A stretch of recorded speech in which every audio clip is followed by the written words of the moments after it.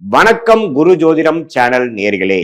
நான் உங்கள் அன்பான சயின்டிபிக் வேதிக் அஸ்ட்ராலஜர் அஸ்ட்ரோ அருண்ஜி பேசுகிறேன். நல்லது நினைப்போம், நல்லதே நடக்கும். பாத்தீங்கன்னா தனுசு லக்னம், தனுசு ராசியில பிறந்தவங்கன்னா தான் உங்களுக்கு மிக முக்கியமான ராசி அதிபதி லக்னாதிபதியாக யார் வருகிறான்னு பார்த்தா குரு, வியாழன் என்று சொல்லப்படுகிற குரு பகவான், இங்கிலீஷ்ல ஜூபிட்டர்னு சொல்றோம். அவர் தான் பாத்தீங்கன்னா இந்த உலகத்திலேயே பிரசித்தமான ஒரு சுபகிரகம், நம்பர் 1 சுபகிரகம். அந்த குரு மட்டும் இல்லைன்னா நம்ம உலகம் நல்ல ஒரு அமைப்புல இருக்காது, குரோத் இருக்காது, பணம் இருக்காது, நிதி இருக்காது, குழந்தைகள் இருக்க மாட்டாங்க, உயிர் இருக்காது. ஸோ சூரியனோட ஒளியை பிரதிபலிக்கக்கூடிய அந்த இரட்டிப்பாக பிரதிபலிக்கக்கூடிய அந்த கிரகம்தான் சுபகிரகம்லேயே முதன்மையான கிரகம் என்று சொல்லப்படுகிற குரு. அதுக்கு அடுத்ததுதான் சுக்கிரன், புதன், அதுக்கப்புறம் பௌர்ணமிக்கு அருகில் இருக்கும் சந்திரன். அப்புறம் அந்த எந்த மாதிரி சூரியனுக்கும் சந்திரனுக்கும் உள்ள இடைவெளியை பொறுத்து சந்திரனோட ஒளி கம்மியாகுது அதிகமாகுதுங்கிறது பார்ப்போம்.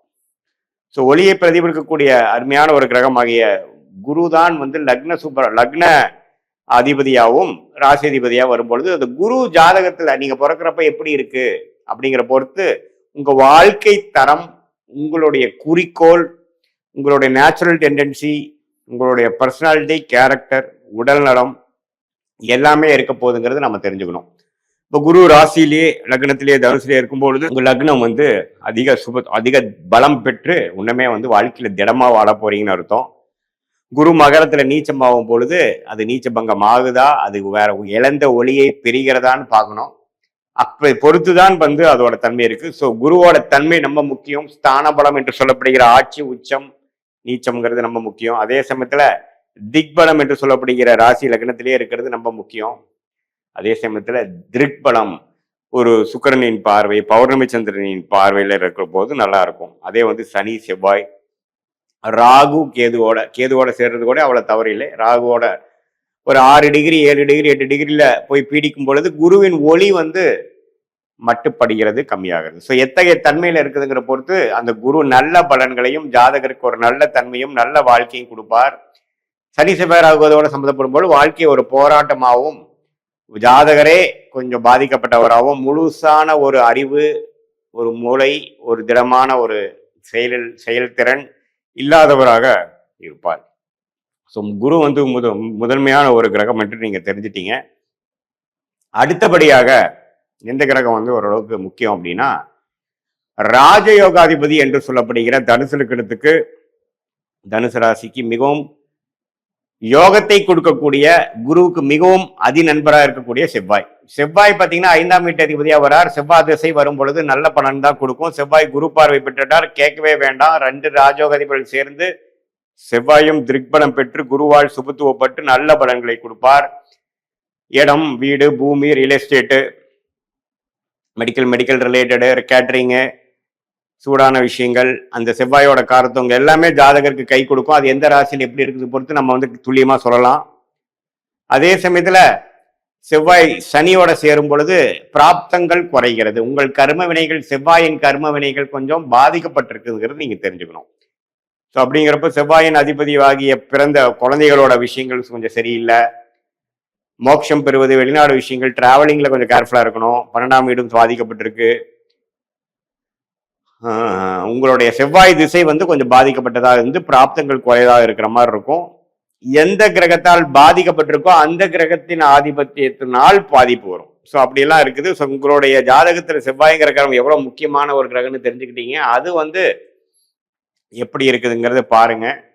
திக்பலம் பெற்று 10ஆம் இடத்துல திக்பலம் பெறும் பொழுது நல்ல தொழில் அமைப்புகள், லீடர்ஷிப் குவாலிட்டி கொடுப்பார். விளையாட்டு அது மாதிரி விஷயத்துல வெற்றி பெற வருவார். அதே சமயத்துல செவ்வாய் பலம் குன்றி இருக்கும் பொழுது ஜாதகரை கொஞ்சம் தைரியம் இல்லாமல் கொஞ்சம் கோழையாக இருக்கக்கூடிய அமைப்புகள் கொடுப்பார். ஸோ செவ்வாய்ங்கிறது மிகவும் முக்கியமான ஒரு கிரகம். அது நான் சொன்ன தன்மையில நல்ல அமைப்பில் இருக்கும் பொழுது நல்ல பலனும், கெட்டிருக்கும் பொழுது சனி ராகுவோட சேரும் பொழுது ஒரு மாதிரியான தீய பலனும் கொடுப்பார். கேதுவோட சேரும் போது ஒண்ணுமே நல்ல பலமான ஒரு நல்ல அமைப்பு கொடுக்கும்.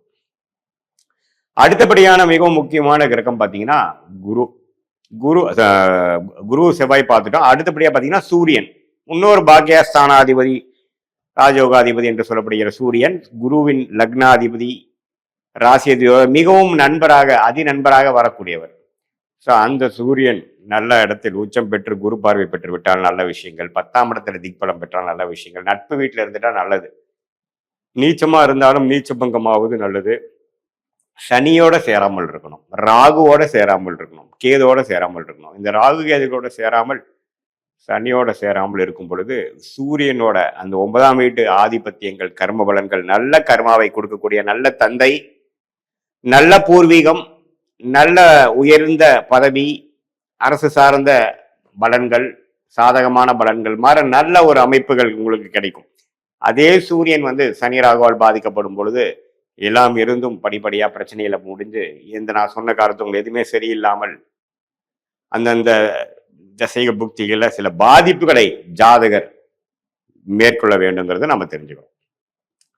ஸோ குரு செவ்வாய் சூரியன் மிகவும் முக்கியமான கிரகமாக, அருமையான கிரகமாக, தேவைப்படக்கூடிய கிரகமாக தசையாக தனுசு லக்ன தனுசு ராசிக்காரர்களுக்கு வருகிறது. அடுத்தபடியா வரவே கூடாத மிகவும் சுமாரான தசையாக கன்சிடர் பண்ணக்கூடியது சுக்கிரன்.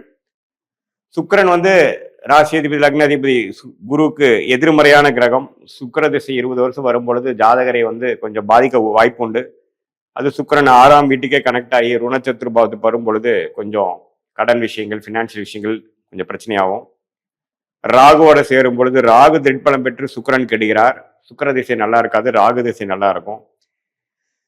கடன், நோய், எதிரி, வம்பு வழக்கை கொடுக்கக்கூடிய சுக்கிரன் ஓரளவுக்கு நன்றாக நட்பு வீட்டில் இருந்துட்டா பிரச்சனை இல்லை. ஒரு பகை பெற்று பாவத்துவமாக சனி செவ்வாய் ராகுவோட சேரும் பொழுது ஒரு சுக்கிரன் சம்பந்தப்பட்ட விஷயங்கள்ல நமக்கு கர்மா நல்லா இல்லைன்னு தெரிஞ்சுக்கணும். சுக்கிரனுங்கிறது என்ன? பெண்கள் விஷயங்கள், ஹோட்டல், வண்டி, வாகன விஷயத்துல நமக்கு பிராப்தங்கள் குறைவு, அது மாதிரி விஷயங்கள்லாம் சுக்கிர திசையில பாதிப்புள்ளாக இருக்க வாய்ப்பு இருக்குதுங்கிறது நம்ம தெரிஞ்சுக்கணும். அதே ஒரு பௌர்ணமி சந்திரனின் பார்வையில குரு 5ஆம் பார்வையா பார்த்து ஓரளவுக்கு ஒளி பொருந்திய நல்ல அமைப்புல இருக்கும் பொழுது 4ஆம் இடத்துல திக்பலம் பெறும் பொழுது சுக்கிரன் ஓரளவுக்கு அந்த 6ஆம் வீடு வழியாக ஒரு விசித்திரமான ஒரு குதர்க்கமான வழியில ஒரு நல்ல பலனை கொடுக்கக்கூடிய அமைப்பு இருக்கு. சொகுசு வாழ்க்கை உண்டு, நல்லாவே ஓரளவுக்கு வளமா வாழக்கூடிய அமைப்பு இருக்குங்கிறது தெரிஞ்சுக்கணும். ஸோ உங்க ஜாதகத்துல சுக்கிரன் எப்படி இருக்காருன்னு பார்த்து உங்க கர்ம பலன் எப்படி செயல்பட போகுதுங்கிறது தெரிஞ்சுக்கங்க. ஓரளவுக்கு நியூட்ரலான பிளானட் பார்த்தீங்கன்னா சனி 2க்கும் 3 கூடியவன் ஓரளவுக்கு நட்பு வீட்டில இருந்து குருவின் பார்வையில சுக்கிரனோட சேர்ந்துட்டு இருந்தா நம்ம நல்லது. 5ஆம் இடத்துல புத்திர விஷயத்துல நீச்சமா இருந்தாலும் குரு பார்வை பெற்றுட்டா தப்பு இல்லை. அதே ராகுவோட சேர்ந்துட்டார், செவ்வாயோட சேர்ந்துட்டார்னா புத்திர தோஷத்தை கொடுத்துருவார். ஸோ உங்கள் ஜாதகத்துல சனி எந்த அளவுக்கு நல்லா இருக்கிறாருங்கிறத நீங்க பாத்துக்கங்க. அது ஒரு நியூட்ரலான ஒரு பிளானட் தான். புதன் பாதகாதிபதியா வரார். உபய லக்ன உபய ராசிக்கு பாதகாதிபதியா வருவார் புதன். புதன் ராகு கேதுகளோட சேருவது தவறு, அதே சமயத்துல சனி செவ்வாயோட சேருவது தவறு. ஸோ புதன் பாதக வீட்டிலேயே கனெக்ட் ஆகி சில தசாபுக்திகள் நடக்கும்போது பாதகமான செயல்கள் ஜாதகருக்கு ஒரு பாதகத்தை கொடுக்க வாய்ப்பு உண்டுங்கிறது தெரிஞ்சுக்கங்க. ஸோ புதனுங்கிறது ஓரளவுக்கு கேர்ஃபுல்லா இருக்கக்கூடிய ஒரு கிரகம் தான்.